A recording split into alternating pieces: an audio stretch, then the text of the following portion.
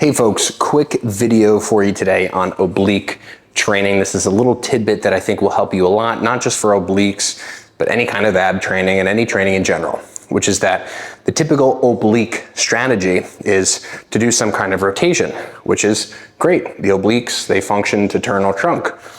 But a big problem with the way that we normally set these kinds of things up is oftentimes people get in this half kneeling stance, look at the weight on the stack, about 42 pounds, and they try to pull. I literally can't even pull this out of the stack, and it's not because I'm weak, it's because I don't have any kind of counter force off of which I can create a rotation. So what do? Well, a very simple solution is use something like a sweatshirt, something padded, put your opposite side knee down. So if I'm gonna be sort of twisting to the left, rather my same side knee, I'm gonna be twisting to the left, I have my left knee down. I'm gonna take my right foot and I'm gonna plant it up against the bottom of the stack. Immediately, so I couldn't even pull that weight out before, what you'll notice is that you're gonna be able to start to actually create a rotation and tension around all the obliques to twist you in the opposite direction. So you just need some kind of brace. Doesn't need to be super strong, just something very subtle to push off into. Now, in addition, and I'm gonna go through an actual set so you can see what this looks like in just a second, you wanna make sure that you're also angled just a little bit. It'll be kind of awkward if you set the cable a little bit lower, then you're gonna kind of be like just stretching the hell out of this side adductor. So set the cable, if I'm kneeling at about the height of your head, approximately, just use that as a starting point. Same side foot should be planted, opposite side knee. In this case, if I'm, turning to the left, you could consider it the same side knee is also planted. And so I'm leaning slightly down this way, right? So I'm leaning a little bit. I've got my counter force with that right side foot.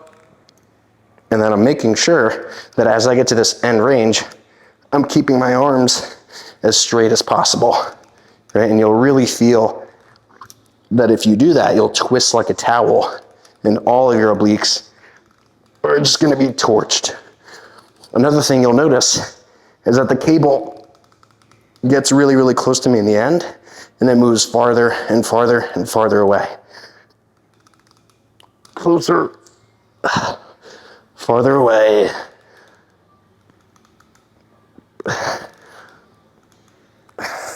Right, so what you'll notice is that if I do this and I start in this position, notice that the cable is not really doing anything, right? And even if I step out here, it's just pulling me forward. It's not trying to twist me.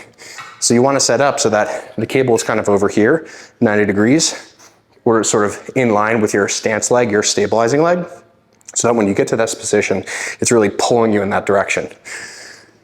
Some of you may notice that if you don't have it that way, it'll be really, really hard once you get to the end, and it'll be really, really easy in the start position.